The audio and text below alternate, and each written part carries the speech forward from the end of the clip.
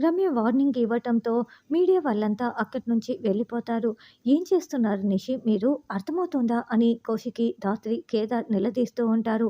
"మేం చేయాల్సిందేదో మేం చేస్తాము. మీరెందుకు ఇలా అడ్డుపడుతున్నారు?" అని నిషి అంటుంది. "అసలు ఒక్కసారి ప్రెస్ మీట్ పెట్టిన తర్వాత ఇక కంపెనీ ఎక్కడ ఉంటుంది? కోట్ల నష్టం వస్తుంది. ఈ దివ్యాంక ఈ ప్రెస్ మీట్‌ని అడ్డుపెట్టుకొని ఎన్నెన్ని చెప్తుందో మీకు అర్థం కావటం లేదా?" అని కౌశికి, ధాత్రి నిలదీస్తూ ఉంటారు. "ఏందమ్మీ నువ్వు సీఈఓని చేయమంటే చేయవు. మరి మేం చేయాల్సింది మేం చేయాలి కదా! మేము ఇంటికి రాము కాక రాము" అని వైజయంతి, నిషి, యువరాజ్ ముగ్గురు చెప్తూ ఉంటారు. "అవును వాళ్ళు రారు" అని దివ్యాంక కూడా చెప్తుంది. అలా చాలాసేపు వాదించిన తర్వాత ఇప్పుడు నేను యువరాజ్‌ని మీరు అనుకున్నది చేస్తానంటే అప్పుడు రారా అని కౌశికి అనడంతో "ఏందమ్మీ ఏం మాట్లాడుతున్నావు?" అని వైజయంతి అంటుంది. "ముందు నేను యువరాజ్‌ని టెంపరరీ టీమ్ లీడర్‌గా పెడతాను. అందరితో మాట్లాడతాను. నిదానంగా బాబాయ్ కుర్చీలో కూర్చోపెడతాను" అని కౌశికి చెప్పటంతో "అలాగైతే పదమ్మీ ఇంటికి వెళ్దాము. ఎండ చాలా ఎక్కువగా ఉంది" అని వైజయంతి అంటుంది. దివ్యాంక పిలవగానే వచ్చి సహాయం చేసినందుకు థ్యాంక్ యూ సో మచ్. మేము వెళ్తున్నాము అని నిషి అంటే, "నిషి నా మీద నమ్మకం లేదా? వెళ్ళొద్దు" అని దివ్యాంక అంటుంది. "మా పని పూర్తయిపోయిన తర్వాత ఇక నీతో పనేముంది? సారీ దివ్యాంక" అంటూ నిషి వాళ్ళు వెళ్తారు. ఏంటి దివ్యాంక దిమ్మ తిరిగి బొమ్మ కనపడిందా? నిషి వాళ్ళని ఏదైనా చేయాలంటే మమ్మల్ని దాటుకొని రావాలని నీకు ఎన్ని సార్లు చెప్పాలి? ఇకనైనా తగ్గించుకుంటే బాగుంటుంది అని ధాత్రి, కేదార్ వార్నింగ్ ఇచ్చి వెళ్తారు. ప్రెస్ మీట్ అయితే ఆపగలిగింది కానీ యువరాజ్ వాళ్ళని కౌశికి ఇంటికి తీసుకువస్తుందో లేదో అని సుధాకర్ ఆలోచిస్తూ వాళ్ళ కోసమే ఎదురు చూస్తూ ఉంటారు. అప్పుడే నేరుగా యువరాజ్ వాళ్ళు లగేజ్ పట్టుకొని మెట్లు ఎక్కి వెళ్తూ ఉంటే ఆగండంటూ సుధాకర్ అరుస్తూ ఉంటాడు. "అసలు బుద్ధుందా? కూర్చునే కొమ్మని నరుకునే వాళ్ళని ఏమంటారో తెలుసా? ఉంటున్న ఇంటికి ఎవరైనా నిప్పు పెట్టుకుంటారా?" అని యువరాజ్, నిషి, వైజయంతిని సుధాకర్ తిడుతూ ఉంటాడు. యువరాజు చాలా కోపంగా ఏదో అనడానికి ముందుకు వస్తుంటే "ఆగురా అబ్బోడా! ఇప్పుడు మన పని పూర్తయిపోయింది. ఇంకేం మాట్లాడకు" అని వైజయంతి మెల్లగా చెప్తూ ఉంటుంది. "చూడండి ఇప్పుడు బయటికి వెళ్ళి మీరేం సాధించారు? ఇన్ని రోజులు నువ్వు సరిగ్గా చేయలేవనే కదా నేను ఆ సీట్‌లో కూర్చోపెట్టింది. ఇప్పటికైనా మారు యువరాజ్" అని కౌశికి చెప్తుంది. "అసలు మీరు ఇలా ప్రవర్తించటం అస్సలు మంచిది కాదు" అని తాతయ్య కేదార్ కూడా మంచిగా చెప్తూ ఉంటారు. "చూసావా మనకు సంబంధం లేని వాళ్ళతో కూడా మనం ఎలా చెప్పించుకోవాల్సి వస్తుందో" అని సుధాకర్ అనడంతో యువరాజ్, నిషి, వైజయంతి చాలా సంతోషపడుతూ ఉంటారు.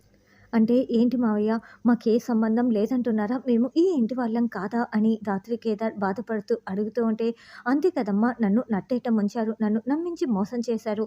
మీలాంటి వాళ్ళకి అసలు స్థానమే లేదు" అని సుధాకర్ అంటాడు. "అసలు మేము ఏ తప్పు చేయలేదు మావయ్య. మాకు ఒక్క అవకాశం ఇవ్వండి. మేము నిరూపించుకుంటాము" అని ధాత్రి అంటే "ఇక చాల్లే ఆపుతారా? ఇప్పటి వరకు నేను మిమ్మల్ని నమ్మిందే ఎక్కువ. అసలు మీరిలా మోసం చేస్తారని నేను అస్సలు అనుకోలేదు" అని సుధాకర్ చెప్తుంటే "అది కాదు మావయ్య" అని "మాకు ఒక్క అవకాశం ఇవ్వండని" ధాత్రి, కేదార్ వేడుకుంటూ ఉంటారు. "అదేంటత్తయ్య ఆ మావయ్య అలా చూస్తూ ఊరుకుండిపోయాడు. ఏదో ఒకటి చేయండని" నిషి అంటుంది. "అమ్మి కౌశికి అసలు మేము ఇదంతా ఎందుకు చేశామో తెలుసా? అమ్మికి అబార్షన్ అయిందని అబ్బోడు చాలా బాధపడుతున్నాడు" అని వైజయంతి అంటే "అలాగైనా యువరాజ్ ఆఫీస్‌కి వస్తే కొంచెం మైండ్ డైవర్ట్ అవుతుంది. సంతోషంగా ఉంటాడని ఇలా చేశాము. దివ్యాంకని కలిసాము" అని నిషి చెప్తుంది. "అవునక్క మైండ్ డైవర్ట్ కోసమే" అని యువరాజ్ అంటాడు. "సరేలేండి కౌశికి ఎలాగో మిమ్మల్ని కనిపెట్టి తీసుకువచ్చింది. ఒకవేళ కనిపెట్టలేకపోతే" అని సుధాకర్ అంటే "బాబాయ్ వీళ్ళు ఎక్కడ ఉన్నారో కనిపెట్టింది నేను కాదు ధాత్రి, కేదారే" అని కౌశికి చెప్తుంది. "థ్యాంక్స్ జగదాత్రి. మీరే కనుక లేకపోతే ఆ దివ్యాంక వీళ్ళని ఏం చేసి ఉండేదో, కంపెనీ ఏమైపోయి ఉండేదో" అని కౌశికి చెప్తుంటే "థ్యాంక్స్ చెప్పనవసరం లేదు అక్క. ఇది మా బాధ్యత.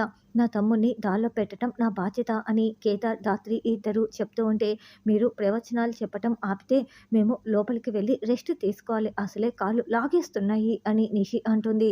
నిషి వాళ్ళు లోపలికి వెళ్ళిన తర్వాత "అసలు వీళ్ళకి ఏం చెప్పి ఒప్పించి తీసుకొచ్చావమ్మా?" అని సుధాకర్ అడగడంతో "మీ చైర్‌లో కూర్చోపెడతానని, రేపే టీమ్ లీడర్‌ని, ప్రాజెక్టు లీడర్‌ని చేస్తానని వదిన మాటిచ్చి తీసుకువచ్చింది" అని ధాత్రి, కేదార్ చెప్తారు.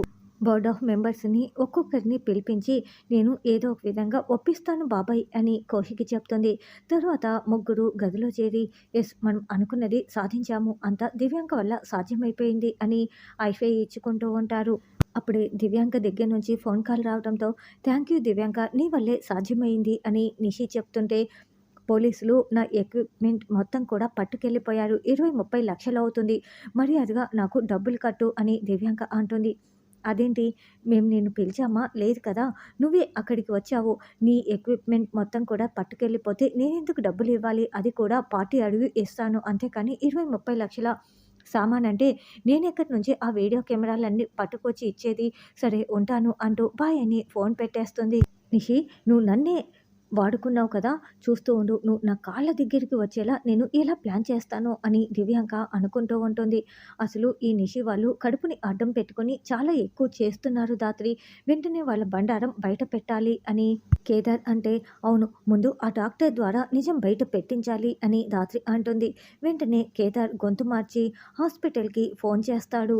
అలా డాక్టర్‌కి ఫోన్ కలపగానే, మేడం నేను సుధాని మాట్లాడుతున్నాను అని ధాత్రి అంటే, అలాంటి పేరుతో నేను ఎవరికీ ట్రీట్మెంట్ చేయలేదే అని ఆవిడ అంటుంది.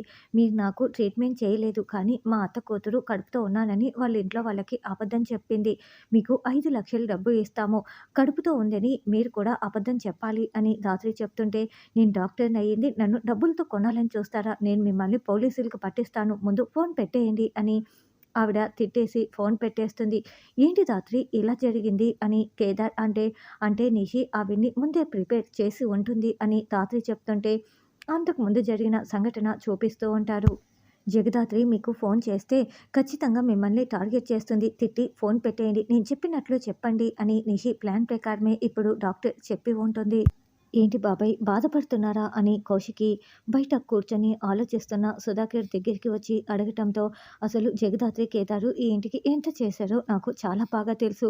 కానీ నా కళ్ళ ముందరే నిషిని పక్కకు తోయటం నేను చూశానమ్మా. ఇంకా నేనే నమ్మలేకపోతున్నా. కానీ కళ్ళతో చూసింది నమ్మకుండా ఉండలేను కదా! జగదాత్రిని ఈ విషయంలో మాత్రం నేను అస్సలు క్షమించలేను అని సుధాకర్ చెప్తుంటే, అది కాదు బాబాయ్ మనకు తెలియకుండా ఏమైనా జరిగిందేమోనని కౌశిక్ అంటే, నా కళ్ళతో నేను చూశానమ్మా. నేనైతే జగదాత్రిని జీవితంలో క్షమించను అని సుధాకర్ చెప్తుంటే, యువరాజ్ ఇదంతా చాటుగా వింటూ చాలా సంతోషపడుతూ ఉంటాడు. ఏంటి యువరాజ్ సీఈఓ కాబోతున్నావని చాలా సంతోషంగా ఉన్నట్లున్నావే అని నిషి వైజయంతి అడుగుతూ ఉంటే, కాదు జగదాత్రిని జీవితంలో క్షమించలేనని అక్కతో చెప్తుంటే విన్నాను అని యువరాజ్ చాలా చాలా సంతోషపడుతూ ఉంటాడు. అంటే వీరశంకర్ ప్రెజర్ వల్ల ఇప్పుడు మావయ్య కేదార్‌ని నిజం ఒప్పుకున్నా కూడా జగదాత్రిని మాత్రం మావయ్య అస్సలు క్షమించడు కాబట్టి వాళ్ళు జీవితాంతం ఏడుస్తూనే ఉంటారు. నువ్వేమో సీఈఓ అయిపోతావు. కంపెనీ మన చేతికి వస్తుంది అని నిషి వాళ్ళు చాలా సంతోషపడుతూ ఉంటారు. తర్వాత ధాత్రికి కేదార్ గులాబీ పువ్వులు ఇస్తూ ఐ లవ్ యూ చెప్తూ చాలా సంతోషపెడుతూ ఉంటాడు. తర్వాత వైజయంతి మొక్కలకి నీళ్లు పడుతూ ఉంటే పాపారాయుడు ఒక చేత్తో పండ్ల పుట్ట ఇంకో చేత్తో వైజయంతి దగ్గరికి వచ్చి నోరు మూసేసి కిడ్నాప్ చేసినట్లుగా అటాక్ చేస్తూ ఉంటాడు. అది చూసేసిన ధాత్రి కేదార్ పరుగులు పెడుతూ అక్కడికి వస్తారు. ధాత్రి వెంటనే పోలీసులకి ఫోన్ చేయి, ఇతనెవరో మా పిన్నినే కిడ్నాప్ చేయబోతున్నాడు అని కేదార్ అతని కాలర్ పట్టుకొని నిలదీస్తూ ఉంటే, అవునని ధాత్రి అంటుంది. అది కాదమ్మి నేను చెప్పేది విను అని వైజయంతి చెప్తుంటే, అబ్బి ఒకసారి నేను చెప్పేది వింటావా అని పాపారాయుడు అంటాడు. అది కాదు మేము విన్నను కాక వినను అని కేదార్ చెప్తుంటే, ఆగు కేదార్ ఆగు. వీళ్ళిద్దరి ఆశ ఒకేలా ఉంది. బహుశా అత్తయ్య గారికి బంధువు అవుతాడేమోనని ధాత్రి చెప్పడంతో, అవునమ్మి ఎంకన్న స్వామి నువ్వు బాగా కాపాడావు ఈ అమ్మి నన్ను కనిపెట్టింది అని పాపారాయుడు అంటాడు. అవును. నన్ను ఇలాగే ఏడిపిస్తూ ఉంటాడు అని వైజయంతి మా అన్న అని చెప్పటంతో, ఇలా ఏడిపిస్తూ ఉండటం మా అన్నకి అలవాటేలే అని వైజయంతి అంటుంది. అంటే మా చెల్లికి ఏమీ కాకుండా మీరిద్దరూ కాపాడడానికి వచ్చారు. అసలు మీ ఇద్దరిని ఇంతకుముందు ఈ ఇంట్లో ఎప్పుడు చూడలేదే ఎవరు మీరు అని అతను ప్రశ్నిస్తూ ఉంటాడు. ఎలా ఉన్నావన్నా అని వైజయంతి అంటే, సరే నేను బాగున్నాను. నువ్వేం చేయకుండా ఉండవు కదా! అందుకేలే తలెత్తుకొని తిరుగుతున్నాను. ఇంతకీ వీళ్ళెవరు అంటుంటే, సుధాకర్ మామయ్య గారి అని ధాత్రి చెప్పబోతూ ఉంటే, బయట నిలబడా లోపలికెళ్ళి మాట్లాడుకుందాంరా అని వైజయంతి పాపారాయుడిని లాక్కు వెళ్తుంది. అత్తయ్య గారు మన గురించిన నిజం తెలియకుండా అడ్డుకుంటున్నారు అర్థమవుతోందా అని ధాత్రి అంటే, అవునులే ఆయనకి నిజం తెలియదు కదా! అందుకే పిన్ని చెప్పకూడదు అనుకుంటున్నారేమోనని కేదార్ అంటాడు. బావ నిన్ను ఈ వీల్ చైర్‌లో చూడలేకపోతున్నాను. ఆ యాక్సిడెంట్ ఏదో నాకు జరిగి కాలు విరిగిపోయి ఉంటే బాగుండేది అని పాపారాయుడు చెప్తూ ఉంటే, ఈయన చాలా మంచివాళ్ళలా ఉన్నారే! మరి మన విషయం కూడా అర్థం చేసుకుంటారు కదా! ఈవిడ ఎందుకు నిజం చెప్పనివ్వకుండా అడ్డుకుంటుంది అని ధాత్రి కేదార్ అనుకుంటూ ఉంటారు.